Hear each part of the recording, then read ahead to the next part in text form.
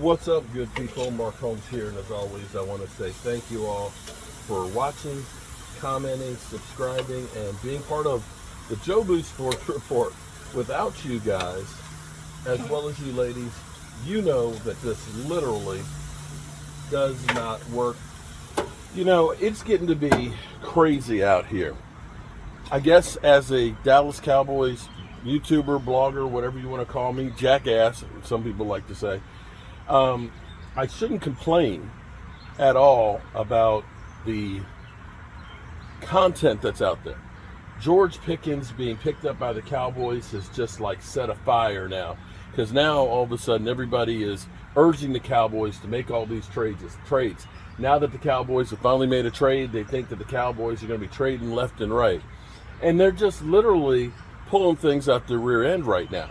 So we heard the Cowboys being urged to sign Nick Chubb. I responded to that. You know, you had Rich Eisen saying that, oh, there's my number one team to sign Nick Chubb.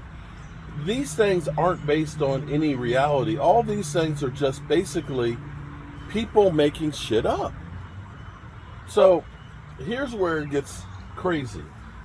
Now, I want you to understand, the Cowboys have decided players that we're signing are going to be players that are younger, that have kind of not quite been there where you'd want them to be.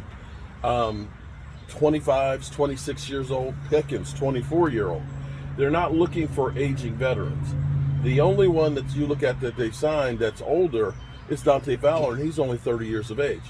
But be that as it may, there, you know, if you go through, because people have been talking about us signing a nose tackle, another one, I have no problem with that one. That one, the guy from the Lions, his name escapes me at the moment.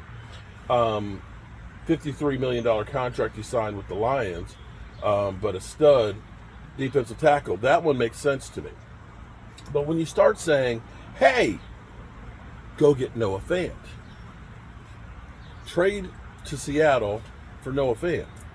Now, Noah Fant was one of those tight ends that when he came out, everybody was going crazy. Oh, Noah Fant, Noah Fant, Noah Fant. And that may be one of those names that you've heard of a few times, and you think, oh my God, that's a big-time player. But Noah Fant hasn't had as good a season ever as Jake Ferguson. His best season, and he was drafted in 2019, so this is his 6th year, has never had more than 600 yards in a season. And so we're looking and saying, we should trade for him? Are you serious? You can't be serious.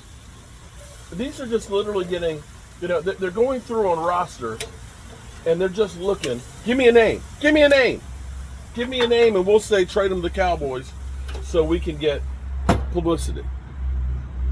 And as much as people talk and trash the Cowboys, what would it be like if the Cowboys weren't there? Because if somebody said, oh, the Jets should trade for Noah Fant, would anybody care? If George Pickens had been traded to, I don't know, Seattle, would people have batted an eye and said, oh, he's a cancer, it's a dumb move? Would they? If Dante Fowler had been traded to, I don't know, the Eagles, wouldn't they be going and talking about how great a move? Oh my God, they got a 10.5 sack guy last year. 10.5, yeah, man. The Eagles, man, they're all on it. But nobody even blinks an eye that the Cowboys did on a 1-year deal for less than $6 million. And I bet you, here's where it's going to be funny. I bet you he has a much better season than Bryce Huff did last year. One of the Eagles' big signings of last year. You know, and this is where you look at it and say, damn, we don't get any credit for good moves, and we get beat down for anything that's not perfect. Yeah. And here, let me give you another one too. So Dak Prescott gets a lot of shit. Dak Prescott gets a lot of shit. That he's a garbage-ass quarterback, that he's overpaid, and he's never done anything. It's funny how Derek Carr has like a 77-92 record. Been with 2 teams, and I think he was in the playoff 1 year. Doesn't have a playoff win to his name. Not a single one. And nobody says that he's a garbage ass quarterback, that he's a bum, that they should have traded. In fact, I remember someone like the name of, I don't know, Colin Cowherd, literally saying that the Cowboys shouldn't have paid Dak Prescott, that they literally should let him walk and trade for Derek Carr. Yeah. That's literally what they said. But hey, what do I know?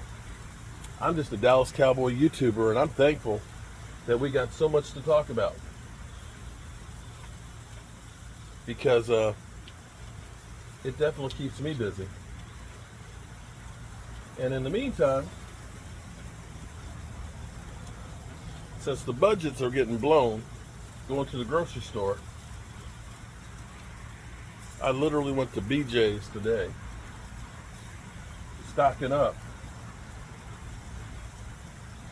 and it was $300.